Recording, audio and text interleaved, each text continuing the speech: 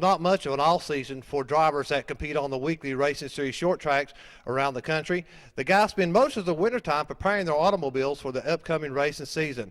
We're going to talk to Garrett Lambert, the crew chief on the 5 car that Rock Harris drives at the Tri-County Motor Speedway. Garrett Lambert of the number 5 car that's driven by Rock Harris. Now, Garrett, you guys in the off season spend a lot of time preparing these automobiles to go racing for the next season.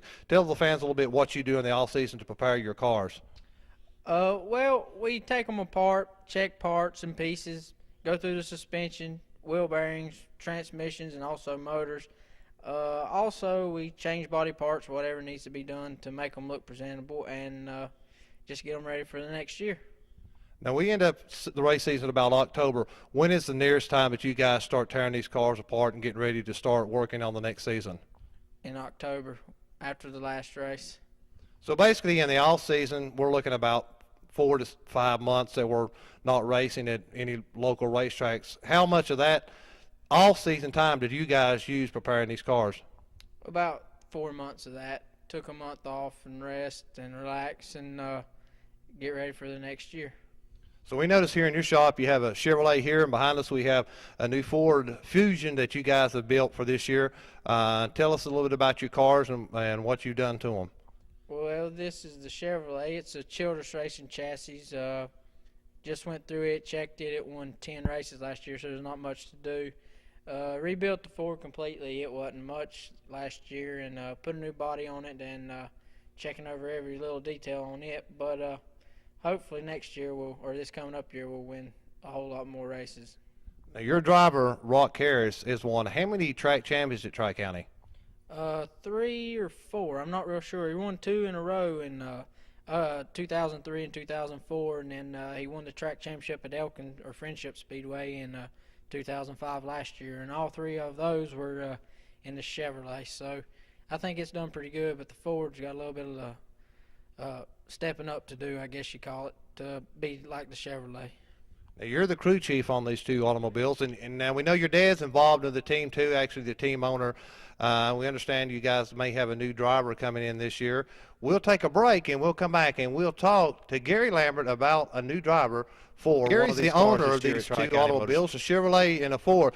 Now, Gary, you've been in this sport for a long time. Yeah, about 30 years, I guess. Now, Gary, tell us about some of the drivers that have drove for you over the last 30 years you've been involved in motorsports. Okay, I guess we started the late model deal out with Andy Petrie. Then we had Dennis Setzer, Mike Skinner, Bob Presley. Dexter Knipe came along later. We had Brian Vickers, Pete Silva, Tommy Houston, Mike Duval, Herschel McGriff came out here once or twice from California to drive. Rock Harris is our current driver, but we've had Rodney Childers and Shane Huffman in the Hooters Cup, and Lee Tissett. Out of this list of drivers, which driver stands out the most? Not the best driver, but which one stands out the most in performance? Well, I tell you, this is a good bunch of drivers here. I don't believe there's one guy that you can say is better. Rock's awful good about taking care of your stuff. He won't tire up nothing. Just he'll back off and not tire up. But in turn, he's won 3 championships doing it. So, I've had these other guys like Brian Vickers. He'll knock the front end off just for half a position. So, see, you really can't judge who's the best and who's not. We're talking about Brian Vickers now. Brian Vickers now drives on the NASCAR Nextel Cup Series for Rick Hendricks. Now, we were talking a little bit about Brian Vickers. Let's kind of hit on that since now he is in the NASCAR Nextel Cup Series. You say he was kind of an aggressive driver. Really, overall, what kind of driver was Brian? He was very aggressive. He was knowledgeable about a car, too. He was so aggressive, one time at Hickory Speedway, he tried to spin the pace car out. He ran up behind me and hit it. I don't know if the people liked it pretty good, but I don't know if the driver of the pace car liked it or not. But that sounds like one of Dale Earnhardt's tricks at Bristol with Elmo and I in the pace car, and he decided he would just move us out.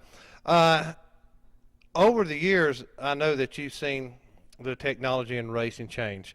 Has it changed, in your opinion, for the better, or has it got so it's changed so much, it's got so expensive, it's hard to run on a weekly basis?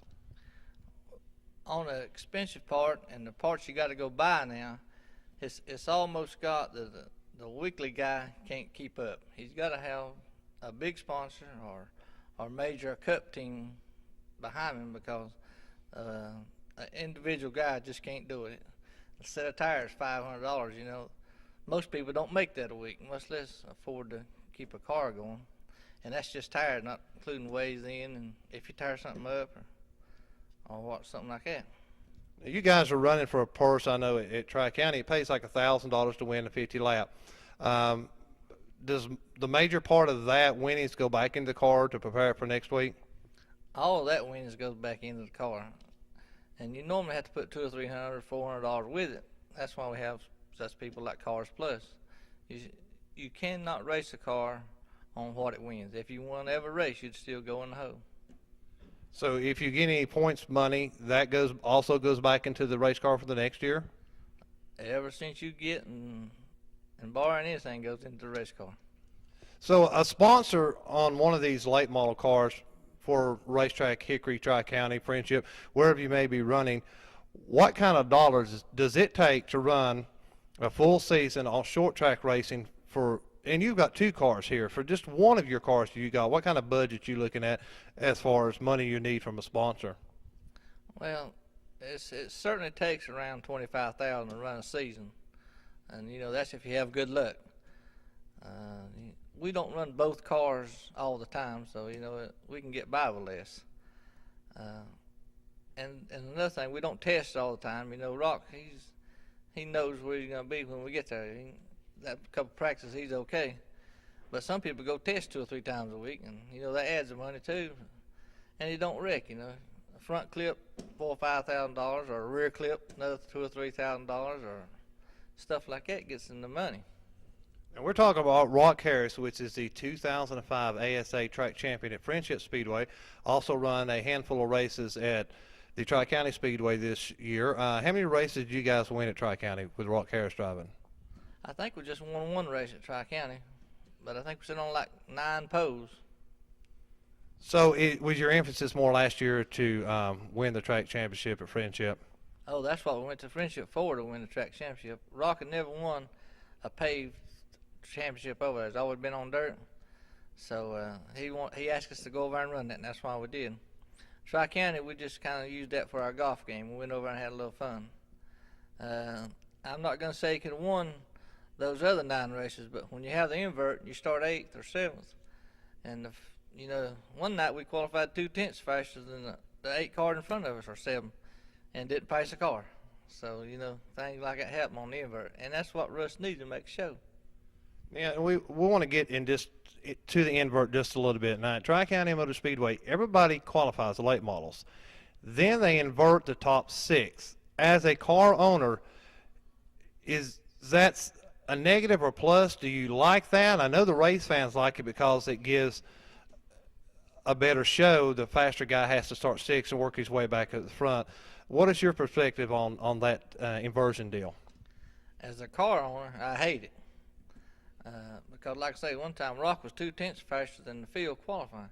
But, you know, we got to have fans to pay the purses. And that's what they come to see, a different winner every week. If you had a guy winning all the races, pretty soon you wouldn't have nobody in the stands. If they don't make a hero out of them. And the racetrack needs to make a hero so they come see that hero. But the way Russ has got it now, you know, you're going to have different winners every week. Because your winner has to start 8th, I believe, or from the previous week. So don't mean before he qualifies, he's still got to start in the rear. But also during qualifying, it pays an additional $100 to be fastest qualifier, right? Pays $100, but you know if you start on the pole, you know you got a better chance of winning the race by far. Does it not give a little bit more to the race? If you're fast enough to sell on the pole, it looks like that you ought to be fast enough to be able to get from 8th back up to the front. Then it also, I know it depends on the traffic and who you're racing with to get back up to the front. Don't you agree? Well, see, Russ knows what he's doing. He's got these good cars on these with late model stock motors on 4 barrels, and that's plenty of power. But then he goes back and puts them on these old hard Hooters tires, and you can't match the gas. So all these guys are just playing bumper car or tag all night long. So it's just the best who can deal with them hard tires, and that's what Russ wants. Close race. So as we approach the start of the race season for 2006, what are you guys' plans this year? You plan running a full schedule at Tri-County? You're going to run Hickory or Friendship? Where are you guys going to be seen at this year? We're gonna go to Friendship maybe for the first big race, and maybe they got 2 more big races after that. But we're gonna concentrate on Tri-County. We got another young guy coming along that's out of Tennessee that's got plenty of dirt experience, a little bit of asphalt, but he's a pretty nice guy, and we'll see what he's gonna do too. Now we know these dirt daubers coming, and they're used to a car being totally set up a total different way, and the super late models they run on dirt. Do you think there's going to be a hard transition from the dirt over to the asphalt? Now some of them transition better, but what about this guy? I think he'll be all right. The problem you have at Tri-County, just like I said, the tires is hard. When you mash on the gas, you know it's going to go sideways, and he's used to that. So that might be a plus for him. Well, that's Gary Lambert. He is the owner of the number 5 cars that will be racing at Tri-County for Inside Motorsports. We were just talking to Gary Lambert, the owner of these 2 cars, and his new driver showed up here at the shop, and we're going to let her introduce himself. I'm Nick Profit, Mooresville, North Carolina. Now, we understand you're coming to drive for Lambert's race team here. Will this be your first time at the asphalt level? We noticed your resume, you're a lot of dirt. Yeah, I've got about 12 years on dirt, but no, it's not my first time on asphalt. I've been racing for about 5 years in what they call the MMRA, which is the Baby Grand cars. They're 5/8 scale Winston Cup replicas, and we've been pretty successful there. A lot of wins and a couple of region championships with that. So you're going to be pretty much driving for these guys full-time this year or on a part-time basis, and any other plans you got for this year? Full time, whatever Gary needs for us to do. But I'm going to run a limited schedule back with the MMRA Baby Grands this year as well. Now, have you ever seen the Tri-County or Hickory Speedway or even Friendship with these guys race at? Have you ever had a chance to be on those speedways? Yeah, actually, we've done a lot of practice and testing at Hickory Motor Speedway, and we've run several races last year at Friendship, and including our championship race with the MMRA was there as well, where we ran 4th. So you know you're coming into a team that has a team owner that has some big-name drivers that drove for him past, like Brian Vickers, now in Nextel Cup. You got Andy Petrie, former NASCAR Winston Cup crew chief. You know, so you're walking into a big seat, you know, and he's got right now one of the best drivers on the circuit in Rock Harris. How do you think your performance will do? Well, right now, Darryl, I'm just looking to get some seat time and try to learn. I know Rock's got a lot of experience, and I hope to learn something from him. I know I've got some big shoes to fill, but I feel like that with the years of experience on dirt and asphalt that I've got something to contribute, and it's going to be a fun deal. So yeah, I look to be very successful with these guys. That's part of the reason why that I asked Gary for an opportunity, because it's a great team, great equipment, and it's going to be a good challenge for me to step up. So what will be your first race this year that you'll run for this team? Well, at this time, Darryl, that's undetermined. We're looking at possibly the first race at Friendship, but maybe the Tri-County race, just whatever we can get comfortable with and get settled into, and we're going to discuss that a little bit more with Gary.